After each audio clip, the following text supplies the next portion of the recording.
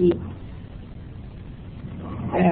tá funcionando aqui. Nós estamos aqui, enquanto eu estou conversando com vocês, está acontecendo um monte de coisa aqui à minha volta. Então, eu estou aqui meio atrapalhada, entendeu? Tá bom. Obrigada. Quem está aqui ajudando a gente é o Pedro. O Pedro faz parte do online, é um cara bem bacana. Obrigada, Pedro. Tá bom, valeu, obrigada. Bom, então a gente estava falando da importância, né? Por que essa história de hospitalidade envolvendo mesa, por que a Customer Experience é uma visão importante dentro da área de hospitalidade, tanto faz se é gastronomia, se é eventos, se é hotelaria. A ideia é a seguinte: desde que o mundo é mundo, todas as comemorações, todas as reuniões que acontecem entre os homens, elas acontecem sempre praticamente em torno de uma mesa e em torno de comida. Mesmo numa palestra, mesmo numa situação muito simples, pode-se dizer, sempre tem um cafezinho, sempre tem um bolo, sempre tem água, ou seja, a hospitalidade inclui as questões que estão ligadas a alimentos e bebidas e as questões que estão ligadas à mesa. E uma das coisas interessantes que acontece nesse mundo é que as pessoas começaram para se desvincular dessa coisa animal, né, que é comer, porque comer é uma atividade que não tem fim. A gente come e daqui a pouco tem fome de novo. E a ideia foi que os homens começaram a aperfeiçoar, a tornar mais requintado e distanciado dessa vivência animal. Chegando no século XVII, né, com Luís XIV, que era o avô do marido da Maria Antonieta, há requintes de etiqueta e de precedência e de arrumação de mesa e de serviço de mesa, que eram justamente para distanciar as pessoas que não eram civilizadas das pessoas, tudo claro, entre aspas, né, das pessoas que eram civilizadas. E nós chegamos nos dias de hoje, obviamente que com esses conceitos muito mais amenizados, mas o que a gente sabe é que quanto mais a pessoa é considerada civilizada, mais bons hábitos, teoricamente, ela tem à mesa e mais ela dá importância para as questões de precedência.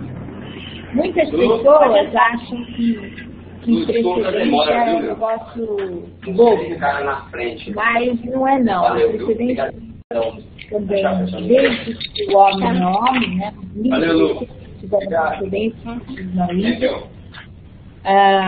As pessoas que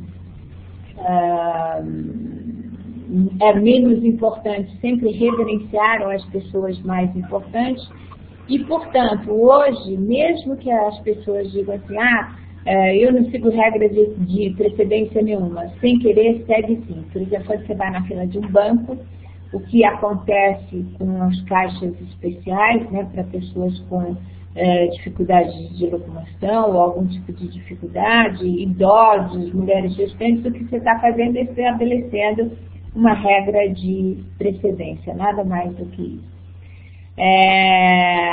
E obviamente que junto com a precedência vem todas as questões ligadas à etiqueta, obviamente, e ligadas às diferenças culturais, que também foi tema do nosso último módulo.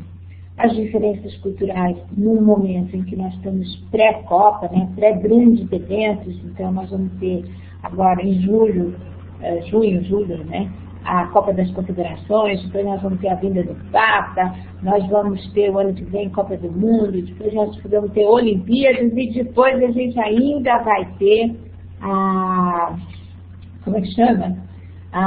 Provavelmente o Brasil vai ser escolhido como o país para receber a Feira Mundial. Então nós vamos ter grandes eventos em que as diferenças culturais podem ser mais sentidas e, portanto, nós precisamos estar muito atentos a isso. Por quê? Porque Se nós não tivermos isso muito, muito claro, o quanto nós precisamos receber bem esses turistas e o quanto nós temos que tentar amenizar as diferenças, o impacto, né, das diferenças culturais, nós vamos nos dar muita chance para ser mal entendidos.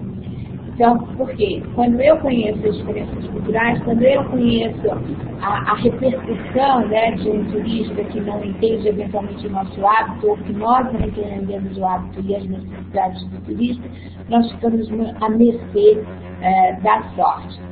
E uma coisa que eu sempre gosto de dizer é que no Brasil nós nos achamos, nós nos consideramos mais interessantes e melhores do que nós de fato somos. Então, essa ideia de aprimorar, essa ideia de estar atento ao que está acontecendo no mundo em termos de etiqueta mesmo, de precedência, de fluidez, para nós é muito interessante. Era isso que eu queria começar a falar e agora eu estou à disposição de vocês para responder qualquer pergunta.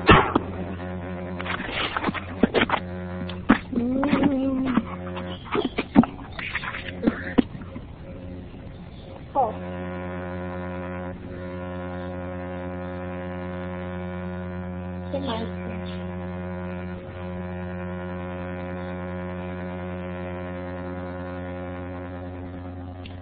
Luciana, Valéria, vocês continuam me ouvindo? Estou ouvindo, professora. A princípio estou buscando alguma coisa que possa ser para pergunta, mas por enquanto não estou achando nada, não, que a matéria está bem clara para mim. Tem alguma coisa que vocês gostariam de perguntar sobre etiqueta, sobre comportamento, que não fosse... não precisa estar exatamente ligado aos nossos módulos, mas não sei se vocês têm alguma coisa. O que eu tenho, professora, é alguns problemas que vivo dia a dia aqui, mas que não sei se podem ser resolvidos com essa situação, porque eu acredito realmente que é uma falta de treinamento, uma falta de estrutura para que melhore esse comportamento das pessoas, os quais meu marido trabalha. Eu não trabalho, mas estou vivendo dia a dia com ele, então estou vendo tudo isso. Trabalhei, quer dizer, já escrevi para você, acho que vocês, não sei se você se lembra, trabalhei 25 anos na Varig, os últimos 4 na TAM até me aposentar. Então, tive inúmeros cursos desses e são fantásticos, cada vez aprendo mais.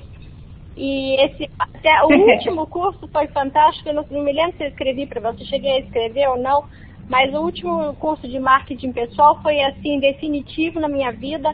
Na época eu estava assim, brigando com meu primeiro marido, discutindo em vésperas de separação, e sentia assim, cada vez que eu falava com ele, minhas costas iam abaixando. Eu estava sentada e minhas costas iam abaixando, e até que eu não conseguia argumentar mais com ele. Aí tive o curso, não sei se você conheceu, com a Dona Pina, que era da Socila. Não, Então, a Socila foi a primeira escola de etiqueta, né, que teve, e aí fiz muitos cursos.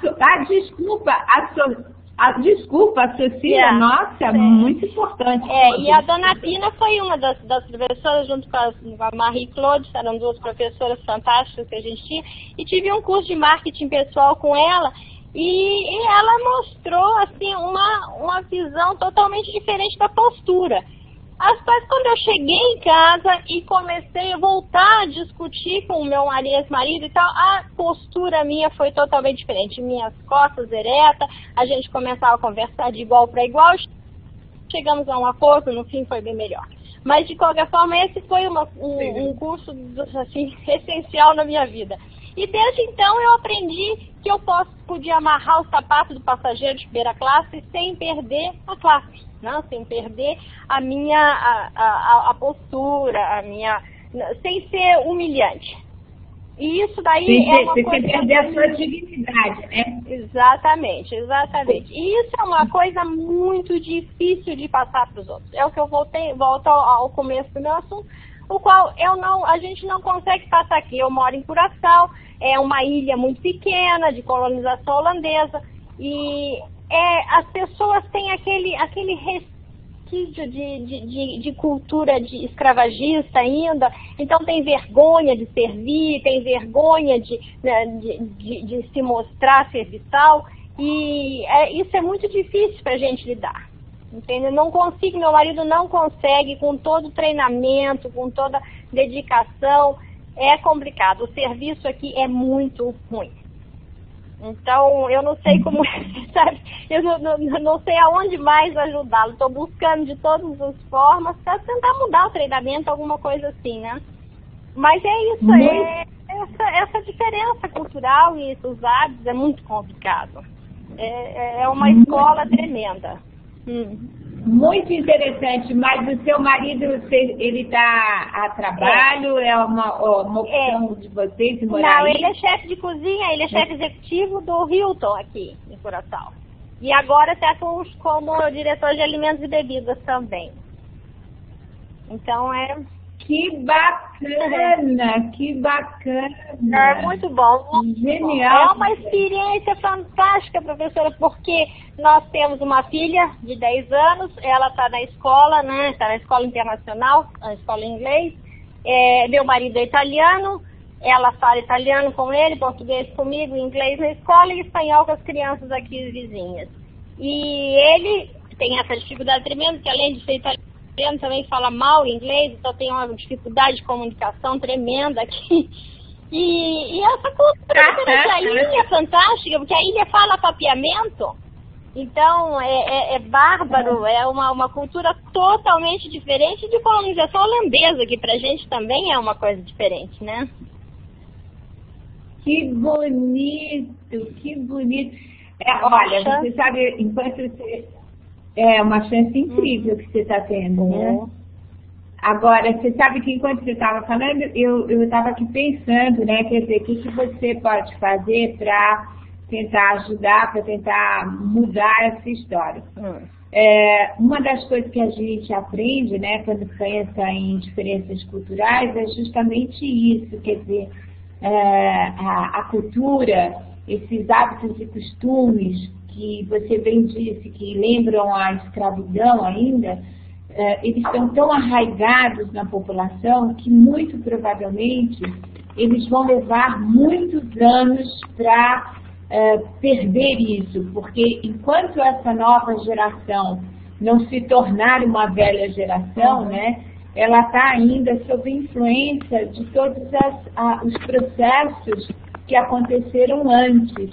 Então, assim, a mudança de olhar, essa nova percepção, quer dizer, o indivíduo por si só, com vontade para determinados assuntos, né, quer dizer, para ele ter uma postura mais de proatividade, isso já é uma coisa assim, ou é do indivíduo, ou é uma relação muito contemporânea. Então, é muito difícil processos de mudança nesse sentido. Eu acho que, assim, às vezes, é meio estranho dizer isso, mas é mais fácil você conseguir que as pessoas executem ordens ou executem trabalhos se elas perceberem, assim, firmeza, perceberem mais, assim, determinação no sentido de mando, porque se elas forem mesmo pessoas que estão voltadas para, assim, mais para aquela linha de escravidão, né? Elas não vão conseguir entender a liberdade, né? É verdade, E também não consegue, o que acontece é que eu vejo que não consegue entender a importância, porque é uma ilha que depende muito, a parte, a refinaria de petróleo venezuelana que tem aqui, que é que emprega muita gente e a renda grande para o país, a parte disso, o resto é tudo turismo, né? Só turismo, e o turismo depende, assim, 100% do serviço. Com certeza. É um negócio muito estranho. E como é que para nós, peraí, ó, tem aqui a Valéria está fazendo uma pergunta aqui. Vamos ver, só deixa eu ver aqui o que a Valéria perguntou, que nós estávamos conversando, estou ouvindo. Professora, gostaria de saber mais sobre Customer Experience, qual a melhor maneira de definir esse profissional. Luciana, quer interferir e dar a sua visão antes de eu falar? Não pode falar. Olha, é assim, o profissional, as pessoas que estão ligadas ao Customer Experience, quer dizer, são pessoas que é mais ou menos dentro da linha do que a Luciana estava contando e, assim,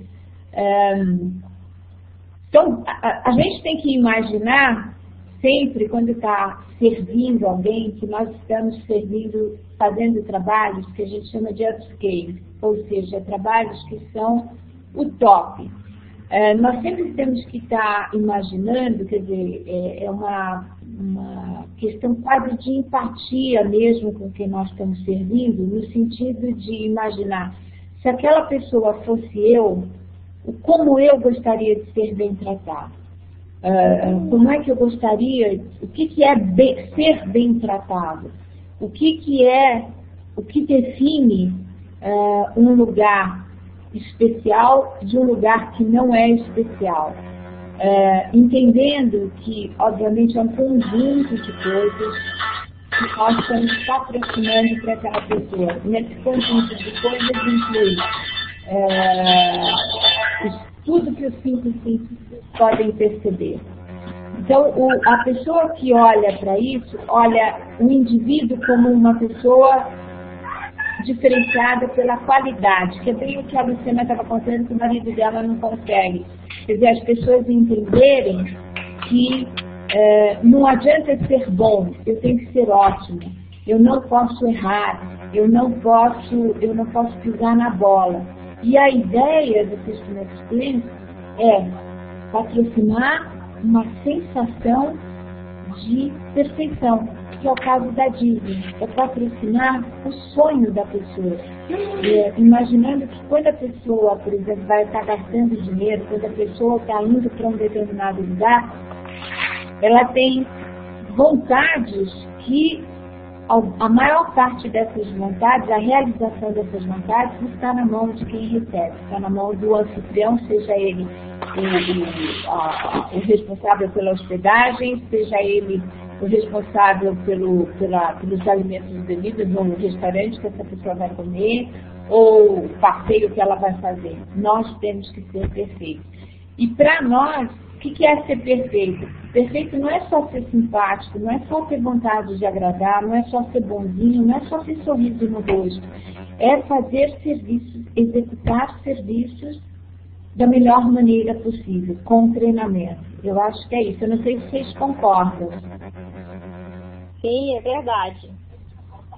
Essa experiência da Disney é uma coisa fantástica, né? É uma coisa assim que eu acho que não existe em lugar nenhum do mundo.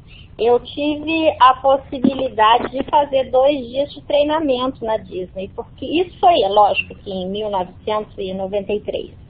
Mas nós tínhamos fazia mais de 20 anos, não? Eu nem me lembro mais, mas eu me lembro que na época nós tínhamos na Varig um cartãozinho que o passageiro que era Smile ganhava e dava para quem ele achava que fez um serviço excepcional, quem teve excelência de serviço com ele, e chamava assim, você é brilhante. E quem tinha mais esses cartões ganhava 2 dias de treinamento na Disney, que hoje, 2 dias de treinamento na Disney custam quase $4.000, mas na época também já era muito caro. Então, teve um colega meu que ganhou 1 semana e eu e mais 2 colegas ganhamos 2 dias.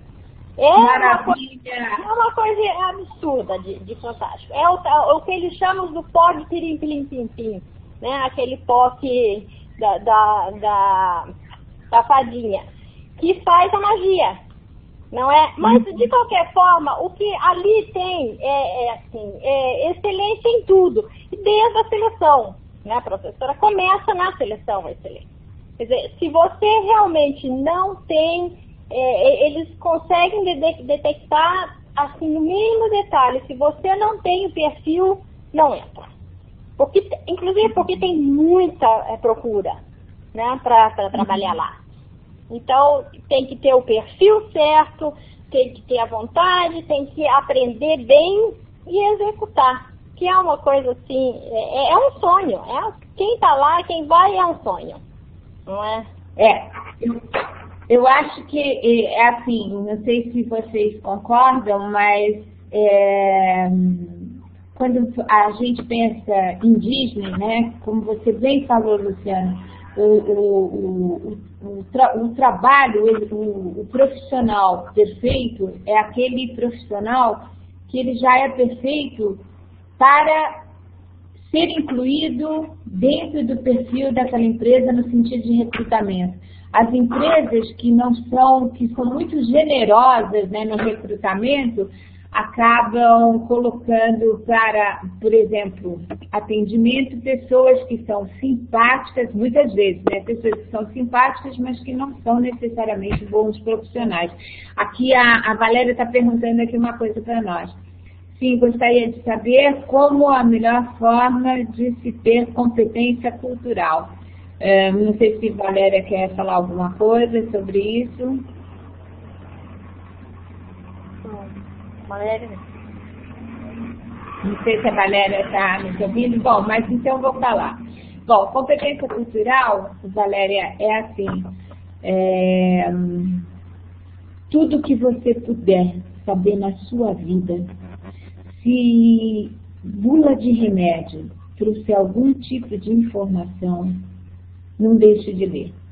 A ideia é assim, pessoas que leem muito, pessoas que gostam de ir ao cinema, pessoas que gostam de teatro, que gostam de ler revista, inclusive a revista Caras, né, que muita gente considera como uma revista assim, boba, e é mesmo, mas até isso, dependendo do ambiente onde você circula, passa a ser competência importante no sentido de competência cultural.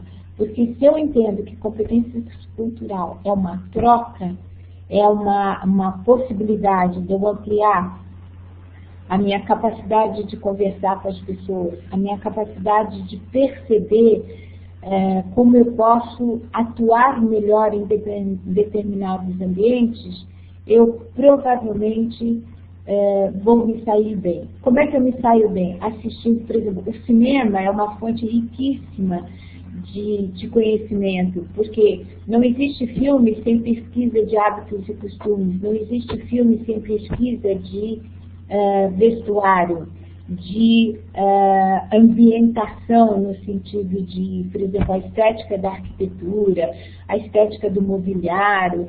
Então, quando a gente pensa em, por exemplo, cinema, o cinema é um dos maiores aprendizados, é uma grande escola, né? Então, eu consigo saber como vivem os romanos se eu assistir, por exemplo, um filme do Woody Allen, né, que esse último dele, sobre que ele está em Roma, agora não me lembro direito, não sei o nome, que é um personagem que faz sucesso da noite para o dia.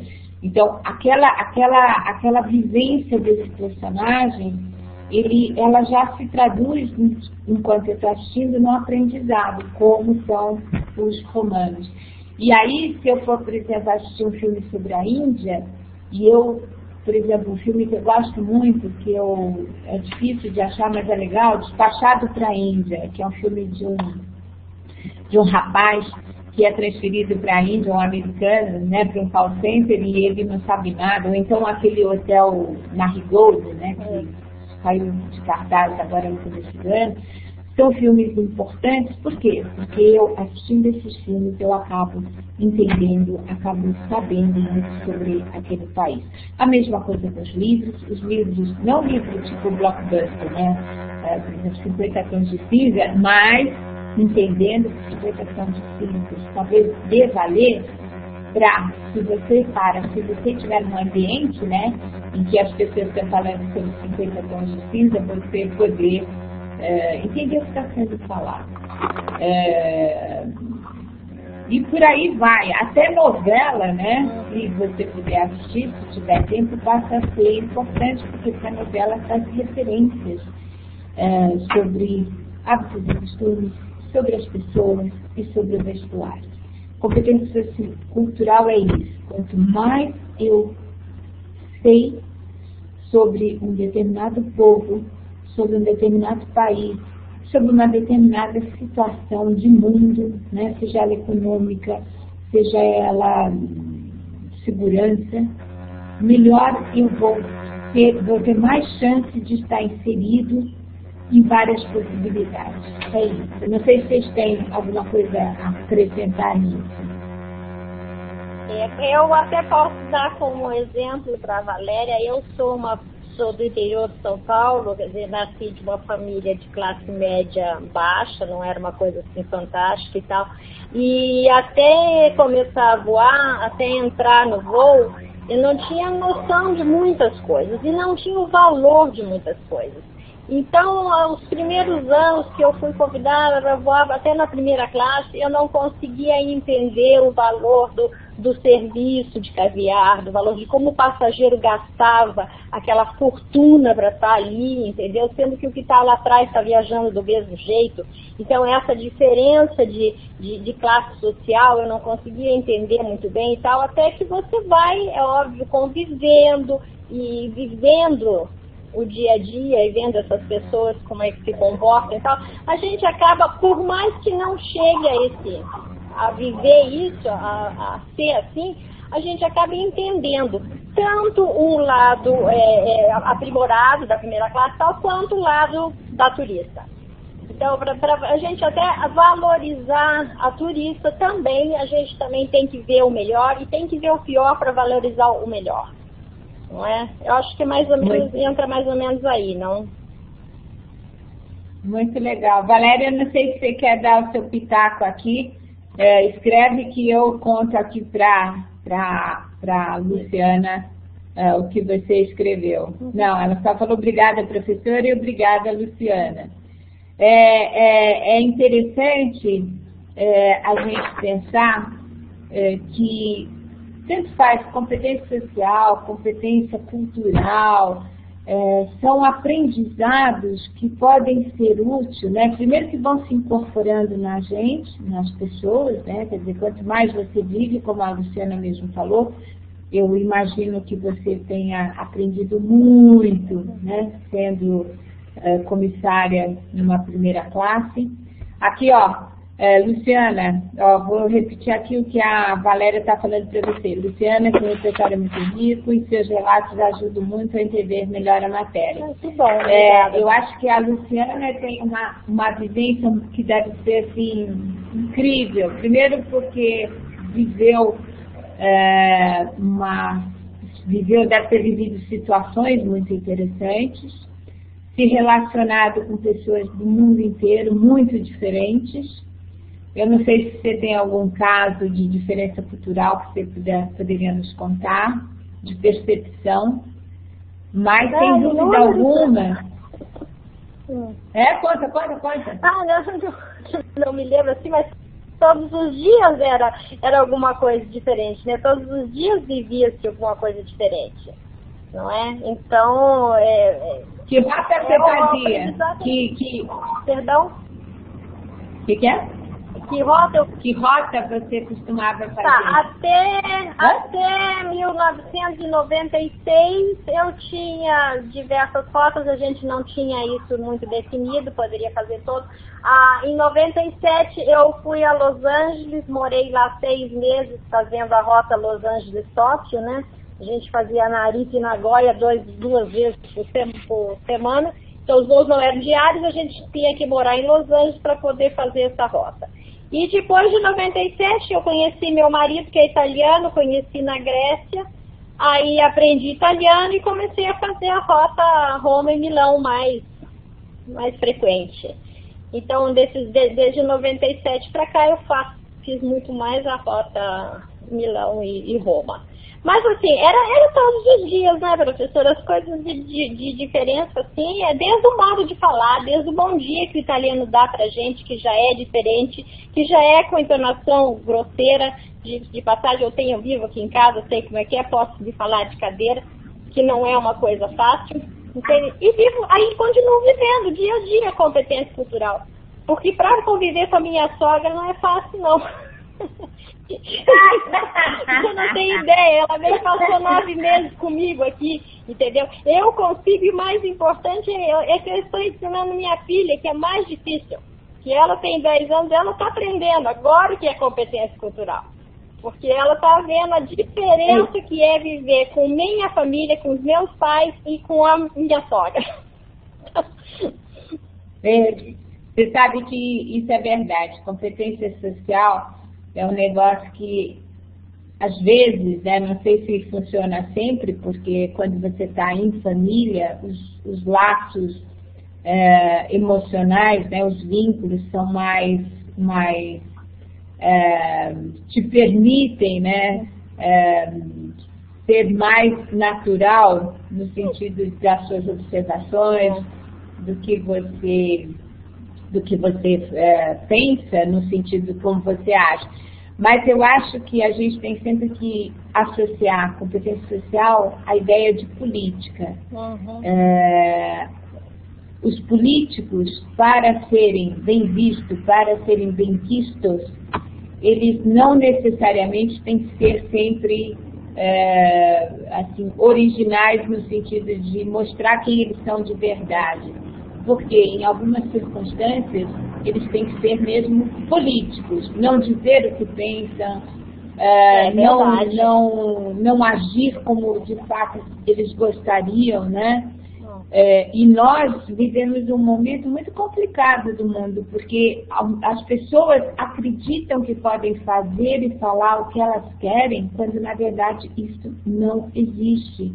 Nós temos a competência social, é justamente você saber definir até onde você pode ser autêntico, verdadeiro, e aonde você tem que puxar o carro e ser político, né? Não sei se vocês concordam. Ah, sem dúvida. Mas mesmo com a família a gente tem que ser assim, mesmo com a família a gente continua sendo, tem que ser político também. Quer dizer, porque senão não consegue chegar em algo. Se bater o pé não consegue chegar em nada. Então tem que ser político. Tem que saber falar, tem que ter cuidado, tem que escolher as palavras também, muitas vezes, não é? Isso é extensivo para tudo, né? Extensivo para o trabalho, extensivo para toda a vida, né? Mas eu acho que é assim, quando você entende a ideia, né? Quando você assume o controle da situação, no sentido, olha, o que eu posso ser, até onde eu posso ir, o que eu posso falar, o que eu não posso falar, quer dizer, a hora que você começa a pensar sobre isso, você já tem um ganho, na medida em que você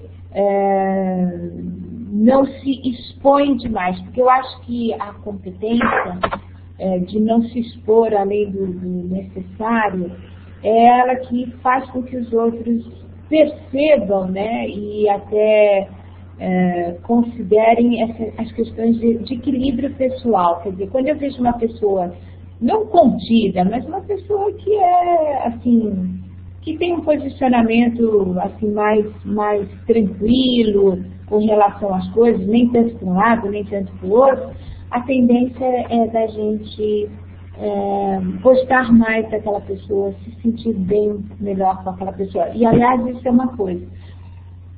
A ideia é das pessoas que se relacionam conosco, que interagem conosco, sintam-se bem, sintam-se queridas dentro do possível, né? Ou muito importantes, porque na verdade todos os dias nós temos que estar com as pessoas que estão em torno de nós, revalidando a ideia de que elas são importantes, para as pessoas que trabalham conosco, revalidando que elas são importantes, e para as pessoas que interagem conosco de passagem, o quanto elas são importantes. Aqui a Valéria mandou está dizendo para nós assim, ó, com certeza o choque de culturas e tradições é muito grande, mas se soubermos lidar com respeito, conseguimos viver em harmonia. Os próximos eventos no Brasil farão com que as pessoas convivam de maneira mais intensa com esse choque de culturas. Luciana, quer dar seu pitaco para isso que a Valéria está falando? Sem dúvida, vamos aprender muito aí ainda. Já começamos, né, Valéria e Luciana? Uhum. Eu achei muita graça, não sei se vocês leram, que quando teve a inauguração lá do Mineirão, para o jogo, para ver se estava tudo funcionando, né? Eles distribuíram a caixerola, né? Caixerola, aquele instrumento que se transformou em patrimônio e o símbolo da Copa. E o público jogou tudo contra o time, né? Que estava jogando. Então nós vamos aprender muito. Nós vamos aprender o que a gente, como faz para ser um país de fato turístico. É verdade. Eu não sei como é aí onde você está, mas peraí, aquela que. Deixa eu ver se não, ainda não. Ela continua. Estamos engatinhando para uma vida em sociedade, porque somos muito egoístas ainda. É isso aí. É isso aí. Enquanto cada um de nós não pensar no outro, né? Fica difícil. Aliás, isso é a grande inspiração para essa nova era, né? É justamente aprender a viver em comunidade. Você tocou num assunto, Valéria, bem interessante. A gente vem ao longo da nossa civilização, né, nos tornando, entre aspas, civilizados, a gente foi aprendendo a ser cada vez mais egoísta, no sentido de que, por exemplo, nós somos treinados para tudo que explora o indivíduo. Então, o sonho de consumo de toda a família é ter o seu iPhone, cada filho ter o seu iPhone, cada filho ter o seu iPad, cada filho ter a sua televisão, cada filho ter o seu quarto, seu banheiro, né? Quando ficarem mais velhos, cada um ter o seu carro. E a ideia é que nós somos treinados para a individualidade. E quando a gente pensa que nós somos cada vez o maior número no mundo, né? 7 bilhões, passamos dos 7 bilhões de pessoas, e cada vez nós precisamos de conviver, né, mais com as pessoas, e você não consegue mais fazer nada na solidão, a gente tem que aprender agora a fazer a volta, ou seja, aprender a viver em comunidade. É verdade. Quem quer dar o seu pitaco? É verdade, eu tenho até um quadrinho de pendurar na parede aqui com um provérbio dos índios Sioux, que diz assim, nunca critique seu vizinho sem antes andar uma milha nos sapatos dele. É mais ou menos isso. Sem antes fazer sem antes andar uma milha nos sapatos dele, nos seus mocassins. Ai, que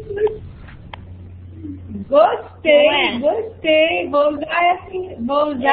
É bárbaro, e é isso mesmo, você vê, era dos índios Sioux já. Então, é a pura verdade.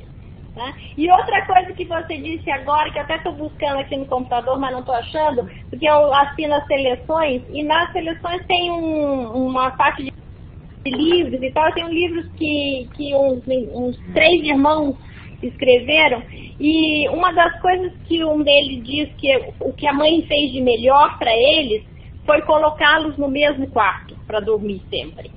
Entende? Para morar, viverem juntos, que só dormindo no mesmo quarto que eles desenvolveram amizade. Eles brigavam muito, mas conseguiram dessa briga desenvolver depois a amizade, você conseguir contar um com o outro, ajudar um ao outro e escutar sempre um ao outro. Isso aí também eu vi agora, é fantástico. Eu estava até tentando achar aqui, mas não conseguia. Que bonito, manda pra gente depois. Aqui eu acho que uma das coisas geniosas que meus pais fizeram para mim foi foram colocar no mesmo quarto.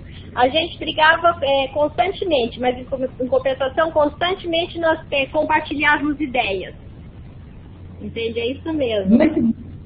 Muito bacana, muito bacana. E aí, é isso, não dá para dar um grande... iPhone para cada um computador para cada um e cada um vai se isolar num campo, não é? É o contrário do que você diz.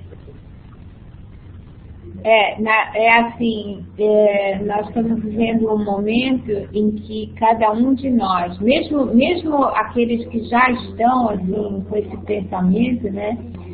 Nós precisamos exercitar essa coisa do convívio, exercitar, isso eu digo, eu não sei como é aí onde você está, eu não sei onde está a Valéria, mas de modo geral, por exemplo, eu estou em São Paulo, a vida é cada vez mais invadida, né?